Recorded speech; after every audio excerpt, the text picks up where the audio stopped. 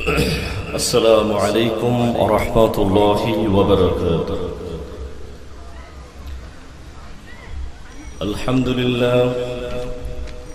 لله نحمده ونستعينه ونستغفره ونؤمن به ونتوكل عليه ونعوذ بالله من شرور أنفسنا ومن سيئات أعمالنا.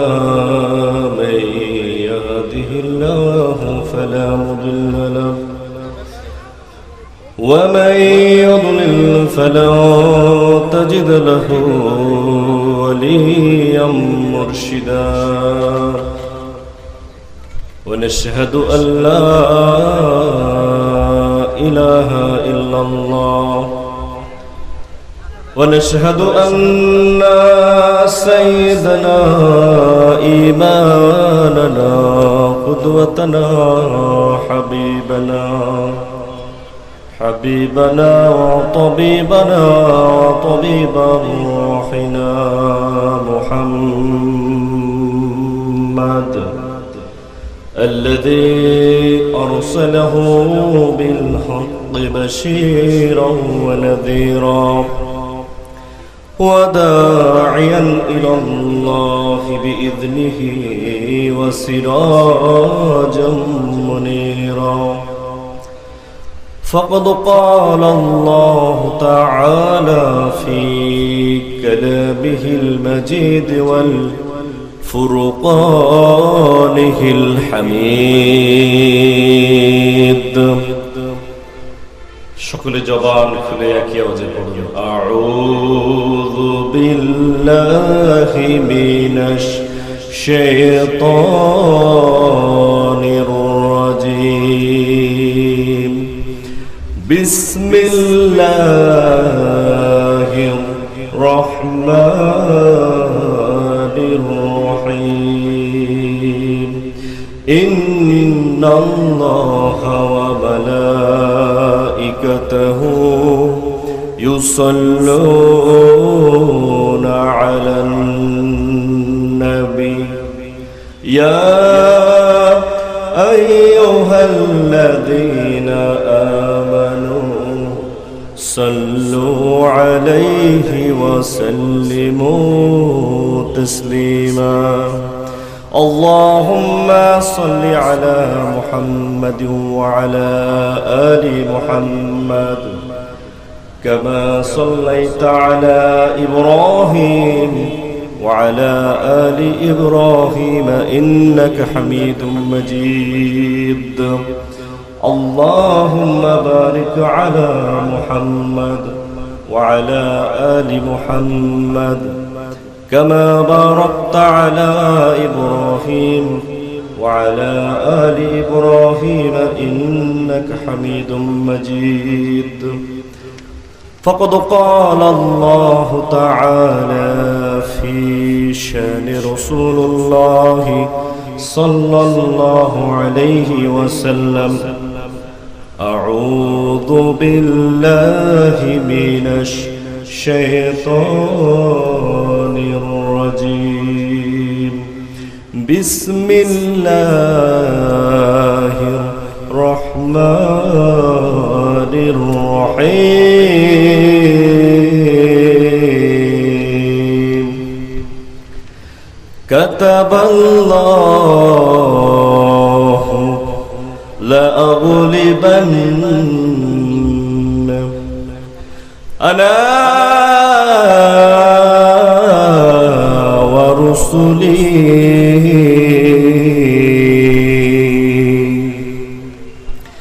إن الله قوي عزيز.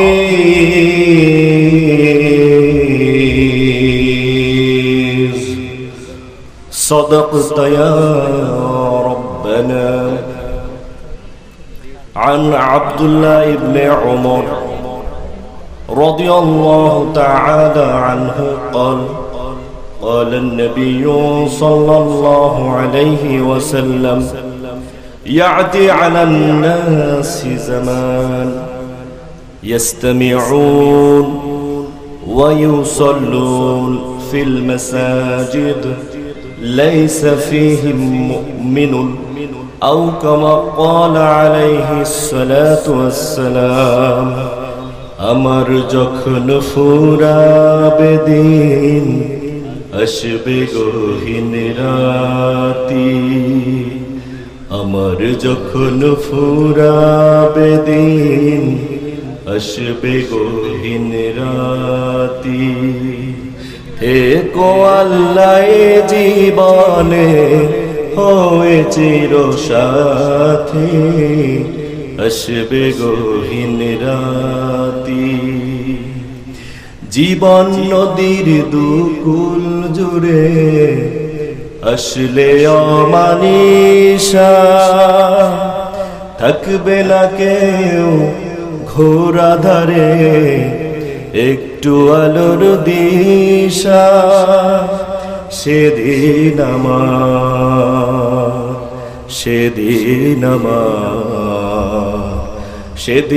আমার কবর ঘরে তুমি আলোর জ্যোতি আসবে গহীন রাতি আমার যখন ফুরাবে দিন আসবে গহীন রাতি। আপনারা কেমন আছেন? যুগ জামানা পাল্টে দিতে চায় না অনেকজন, এক মোমনি আনতে পারে জাতির জাগরণ, ঠিক কিনা মুসলমান? মুসলমানের তেজ জীবিত থাকলেও যেমন মরে গেলেও মহাদেবপুরের মুসলমানদের তেজ আমরা আজকে দেখতে এসেছি রাজশাহী থেকে। আমরা দেখতে পাবো তো ইনশাআল্লাহ। দুহাত তুলে আসমানের মালিককে দেখিয়ে দিতে তাকবীর হবে, লিল্লাহি তাকবীর। বাস আলহামদুলিল্লাহ, আল্লাহ তাআলা কবুল করুক, সকলে বলি আমিন। সম্মানিত হাজিরিন, আপনাদের খিদমতে তেলাওয়াত করেছি সূরাতুল মুজাদালা 58 নম্বর সূরা 21 নম্বর আয়াতে কারিমে আল্লাহ সুবহানাহু ওয়া তাআলা বলছেন, কাতাবাল্লাহ, আমি আল্লাহ সুবহানাহু ওয়া তাআলা আমার কুদরতি কলম দিয়ে লিখে দিয়েছি। কি লিখে দিয়েছি? আল্লাহ তাআলা বলছেন, কাতাবাল্লাহু লা আগলিবান্না আলা ওয়া রাসূলি, আমি আল্লাহ তাআলা লিখে দিয়েছি আমি এবং আমার রাসূলগণ বিজয় লাভ করবে। আল্লাহু আকবার। পৃথিবীর আর কোন মত, আর কোন পথ বিজয় হতে পারবে কেবলমাত্র আল্লাহ এবং তার রাসূল বিজয় লাভ করবেন। কে বলেছেন? কার কথা? আল্লাহ তাআলা বলেন, নিশ্চয় আমি এবং আমার রাসূলগণ বিজয় লাভ করবে, বিজয় হবে। সুতরাং আমি এবং আমার রাসূলগণের পথে এবং মতে যারা থাকবে তারাও বিজয়ী, বলি সুবহানাল্লাহ। আমরা আল্লাহ এবং রাসূলের পথে থাকতে রাজি তো ইনশাআল্লাহ? সম্মানিত হাজিরিন, আমরা দিন যতই গড়িয়ে যাচ্ছে আমরা দেখতে পাচ্ছি আগামীর বিশ্ব ইসলামের বিশ্ব, ঠিক কিনা বলেন? আগামীর বাংলাদেশ কোরআনের বাংলাদেশ, ঠিক কিনা বলেন? যার দাসখত দিয়ে গেছেন বহুকাল আগে, মাত্র 17 বছর বয়সী মুহাম্মদ বিন কাসেম আল আরাবি সুদূর ইরাকের বসরা নগরী থেকে নাঙ্গা তরবারি এবং কালেমার পতাকা নিয়ে এই হিন্দুস্তানের সিন্ধু এবং মুলতান অঞ্চলের রাজা তাহিরকে এক কোপে হত্যা করে কালেমার পতাকা এখানে পথ করে উড়েছিলেন, বলে সুবহানাল্লাহ। সেই মুহাম্মদ বিন কাসেমের উত্তরসূরি মহাদেবপুর তাওহীদের যুব সমাজের কাছ থেকে আমরা কি জানতে পারি, আমরা কি শুনতে পারি? আবারও যদি দিন ইসলামের স্বার্থে মুসলমান যুবকের বুকের তাজা রক্ত ঢেলে দিতে হয়, আরেকবার যদি বদর উহুদ খন্দকের ডাক আসে, আমি কি জানতে পারি মুসলমানের কাছে মহাদেবপুরের তাওহীদি জনতা বুকের তাজা রক্ত ঢেলে দিতে রাজি? কারা কারা রাজি? দুহাত তুলে আল্লাহকে দেখাও মুসলমান। আল্লাহু আকবার। কায়েম হোক, কায়েম হোক।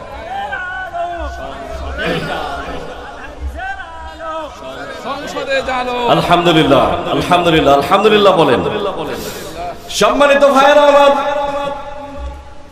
1992 সাল ডিসেম্বর মাস পৃথিবীর আঙিনায় একটা জঘন্য ঘটনা ঘটে গেল।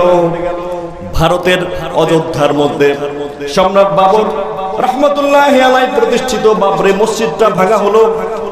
ঠিক সেই সময়ে দুইজন নাপাক কাফের প্রথম আঘাত করলো বাবরি মসজিদকে। তার একজনের নাম হচ্ছে বলবীর সিং, আর একজনের নাম যোগেন্দ্র পাল। বলি নাউজুবিল্লাহ। এই দুই কাফেরের দুজন বন্ধু, একজনের নাম বলবীর সিং, আরেকজনের নাম যোগেন্দ্র পাল। এই দুটাতে মিলে বাবরি মসজিদের সর্বোচ্চ মিনারটা সর্বপ্রথম আঘাত দিয়ে ভাঙলো। এরপরে প্রিয় ভাইরা আমার, সেখান থেকে একটি ইট নিয়ে আসলো। বলবীর সিং পরবর্তীতে বিভিন্ন মিডিয়ায় সাক্ষাৎকারে বলেছে, আমি বাবরি মসজিদের একটা ইট নিয়ে আসলাম, সেই ইটটাকে আমি আমার টয়লেটের মধ্যে রেখে দিলাম।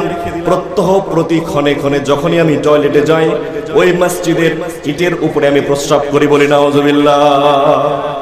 ইসলাম এবং মুসলিমদের প্রতি ঘৃণা প্রদর্শনের জন্য আমি বাবরি মসজিদের ইটটা আমার টয়লেটে রেখে দিলাম। যখনই ওয়াশরুমে যাই, বাথরুম করতে যাই, তখনই আমি ওই ইটের উপরে প্রস্রাব করি। নাউজুবিল্লাহ বলতে পারলেন না? সম্মানিত হাজিরিন, এরপরে বলবীর সিংকে বলা হলো, সামনে বলুন। বলবীর সিং বলছেন, কিন্তু আমি হৃদয়ের মধ্যে কোনো শান্তি পাই না, শান্তি পাই না। ওম শান্তি, ওম শান্তি, কিন্তু কোনো শান্তি পাই না। গঙ্গা স্নান করি, গয়া কাশী বৃন্দাবন ভ্রমণ করে আসি, কোনো শান্তি মেলে না। অবশেষে আমার সাথে দেখা হলো আব্দুল করিম রহমতুল্লাহ আলাইহি নামে এক মৌলবীর সঙ্গে। বলি সুবহানাল্লাহ। এবার মৌলবী সাহেবকে তিনি বললেন, বলবীর সিং বলছেন, আমি বাবরি মসজিদ ভেঙেছি, ইটখানা আমার ঘরের মধ্যে বাথরুমের মধ্যে রেখেছি, কিন্তু আমি মনে কোনো শান্তি পাচ্ছি না। আব্দুল করিম সাহেব বলছেন, হে বলবীর সিং, যদি হৃদয়ে শান্তি পেতে চাও, দুনিয়ায় শান্তি পেতে চাও, আখিরাতে মুক্তি পেতে চাও, পড়ো পড়ো আশহাদু আল্লা ইলাহা ইল্লাল্লাহু ওয়াশহাদু আন্না মুহাম্মাদান আবদুহু ওয়া রাসূলুহু। বলবীর সিং বললেন, 1993 সালে আমি ইসলাম গ্রহণ করলাম। আল্লাহু আকবার। এমনি করে আমি যখন মুসলিম হলাম, আমার নাম হলো মুহাম্মদ আমির। বলবীর সিং থেকে মুহাম্মদ আমির। আল্লাহ তাআলা তাকে ইসলামের পাগল বানিয়ে ছেড়েছেন। বলেন ঠিক না ঠিক? সম্মানিত ভাইরা আমার, ছিল মসজিদের দুশমন। পরবর্তীতে মুসলিম হওয়ার পরে এই মুহাম্মদ আমির তিনি প্রতিজ্ঞা করলেন, 100টি মসজিদ আমি নির্মাণ করব। কিন্তু 2021 সালে তিনি ইন্তেকাল করলেন 91টি মসজিদ তৈরি করে। বলুন না সুবহানাল্লাহ। আর আমরা মুসলিম ঘরে জন্মগ্রহণ করা মানুষ, একটু নিজেদের বিবেককে জিজ্ঞেস করি, কয়টা মসজিদে আমরা এভাবে করে মেহনত করেছি, শ্রম দিয়েছি? প্রাণের ভাইয়েরা আমার, এই জন্য আল্লাহ তাআলা বলছেন, ইউবাদদিলুল্লাহু সাইয়্যাতিহিম হাসানা। যারা তাওবা করবে, ফিরে আসবে, আমি আল্লাহ তাআলা তাদের জীবনের সমস্ত গুনাহগুলোকে সওয়াব দ্বারা পরিবর্তন করব। বলি সুবহানাল্লাহ। এই জন্য বিগত দিনে যারা জুলুম করেছেন, নির্যাতন করেছেন, দেশের মেধাবী সন্তানগুলোকে গুম করেছেন, খুন করেছেন, আলেম ওলামাকে ফাঁসি দিয়ে হত্যা করেছেন, তওবা করে আল্লাহর কাছে ফিরে আসুন, রাসূলের পথে ফিরে আসুন। নতুবা একজন গিয়েছে মামা বাড়ি, আপনাদেরকে বাংলার জমিন কবর হিসেবেও কবুল করবে না। ঠিক কিনা বলো?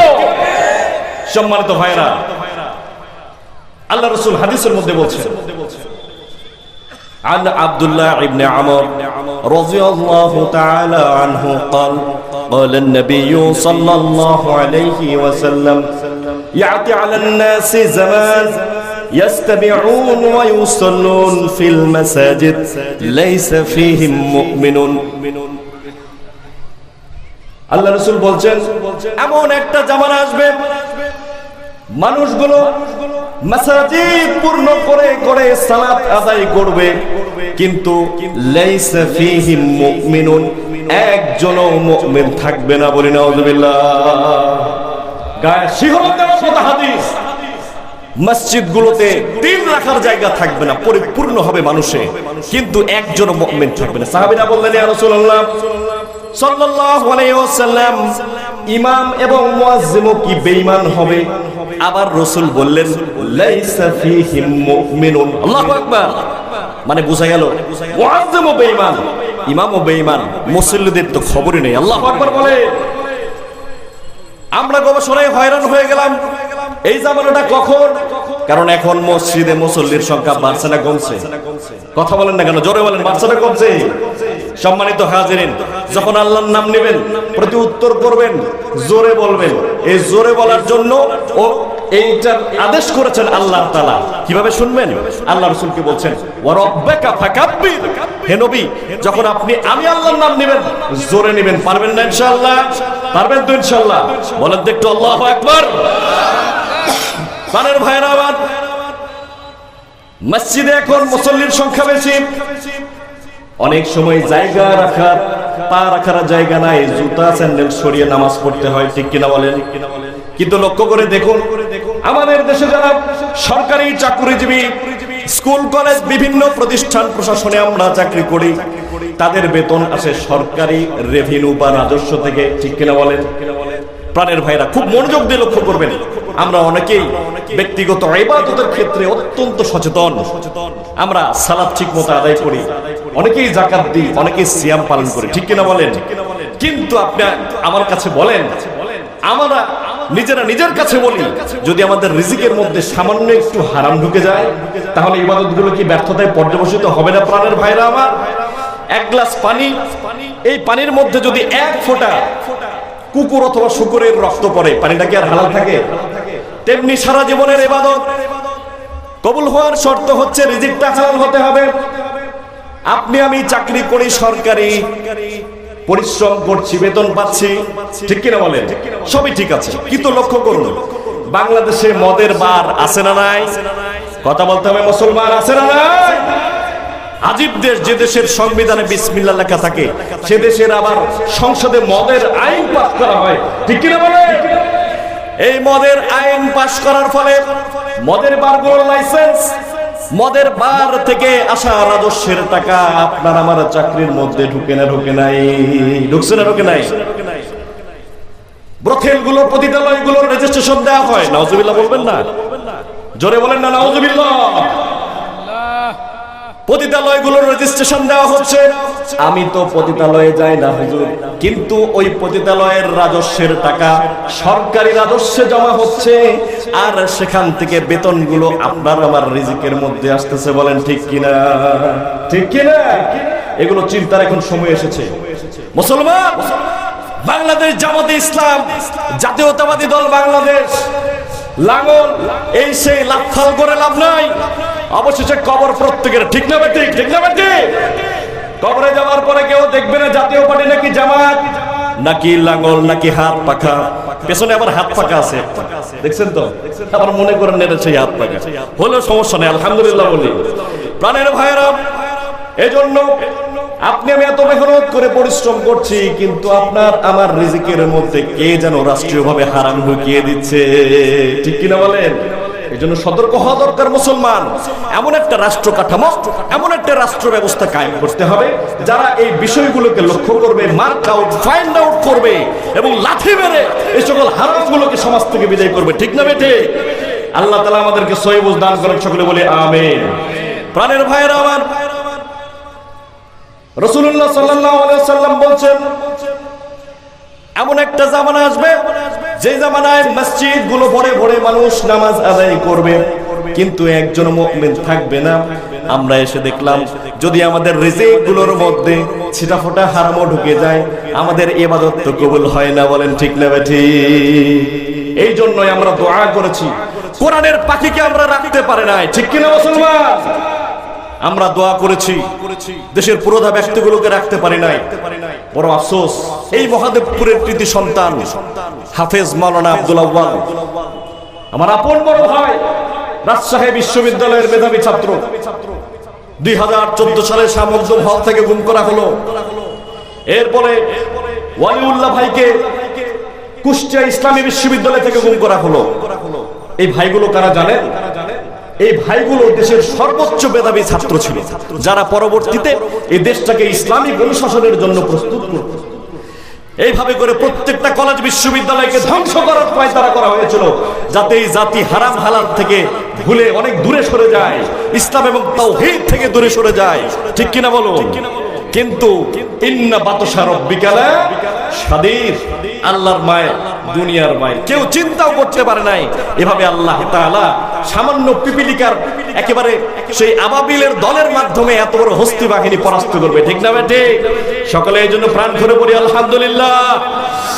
সম্মানিত ভাইরা আমার, আল্লাহ সুবহানাহু ওয়া তাআলা পৃথিবীর আমিরায় এমন সময় কোরআন কারীম নাজিল করলেন যে সময়ে মানুষগুলো ছিল অত্যন্ত হিংস্র। একজনের দাদা 100টা খুন করে তরবারিটা বাড়ির একেবারে প্রধান ফটকে ঝুলিয়ে রাখতো এবং তিনি অহংকার করে বলতো, আমার নাতি এবং পুতিরা এসে বলবে আমার দাদা হুজুর এই তরবারি দিয়ে 100টা খুন করেছে, বলি নাউজুবিল্লাহ। এরকম সময়ে আল্লাহ সুবহানাহু ওয়া তাআলা কুরআনুল কারীম নাজিল করে পৃথিবীর আঙিনায় শান্তির পরশ ছুঁয়ে দিয়েছে, বলুন না সুবহানাল্লাহ। আমরা এই জামানাতেও দেখি মাঝে মাঝে নব্য ফেরাউন, সেই আবুল হাব উতবা সাইবাদের জাতিগোষ্ঠীরা 100টা হত্যা করে, 100টা ধর্ষণের সেঞ্চুরি করে জাতির সামনে মিষ্টি বিতরণ করতে দেখেছে। ঠিক কিনা মুসলমান? নাউজুবিল্লাহ বলতে পারলেন না? সম্মানিত হাজিরিন, এই জন্য আমাদের সময় এসেছে, আমাদেরকে সতর্ক হতে হবে। এই জন্য আমরা বললাম আল্লাহ, তাহলে কারা হবে বিজয়ী, কারা হবে সফল কাম? আল্লাহ তাআলা বলেন, আলা ইন্না হিসবাল্লাহি হুমুল মুফলিহুন। আল্লাহু আকবার বলবেন না? সম্মানিত হাজিরিন, একটা আল্লাহু আকবার নিয়ে একটা কথা বলি। বনী ইসরাইলের জামানায় কোন কিতাবের একটা হরফ পড়লে একটা সওয়াব দেওয়া হতো। আল্লাহ রাসূল বললেন, হে আল্লাহ তাআলা, আমার উম্মতরা এমনিতে দুর্বল, হায়াত খুবই সামান্য, এরপরেও ডায়াবেটিস, ম্যালাইটিস, হেপাটাইটিস, গায়ে বল শক্তি নাই, এত ইবাদত করবে কিভাবে? বনী ইসরাইলের জামানার একজন মানুষ অর্ধেকটা উট একা খেয়ে ফেলতো। আল্লাহু আকবার বলেন। আর আমাদের এই শেষ জামানার উম্মত একটা মুরগি গোটা ফ্যামিলি খাবে, পরের দিন গ্যাসের মরে খেতে হবে। আল্লাহ কি পারাই না? আল্লাহ বললেন, ঠিক আছে, আমার নবী যান, প্রত্যেক হরফে 10 নাকি, সুবহানাল্লাহ বলেন। আল্লাহ রাসূল খুশি হলেন না, এমনি করে যাওয়া আসার মারফতে আল্লাহ জানিয়ে দিলেন, হে রাসূল, 1 নয় 2 নয়, 1 থেকে শুরু করে ঈমান অনুযায়ী একটা হরফ উচ্চারণ করলে 700টা নেকি দিয়ে দিবেন কে? এবারও সুবহানাল্লাহ বলতে পারলেন না, চিৎকার দিয়ে বলেন সুবহানাল্লাহ। সম্মানিত হাজিরিন, আমরা বললাম আল্লাহ, তাহলে মসজিদ ভরে ভরে যারা সালাত আদায় করবে, আপনার রাসূল আমাদেরকে জানিয়ে দিলেন এমন এক জামানা আসবে যেই জামানায় মসজিদ ভরে ভরে নামাজ আদায়কারী হবে, কিন্তু একজনও মুমিন থাকবে না। তাহলে বিজয়ী কারা, সফল কারা?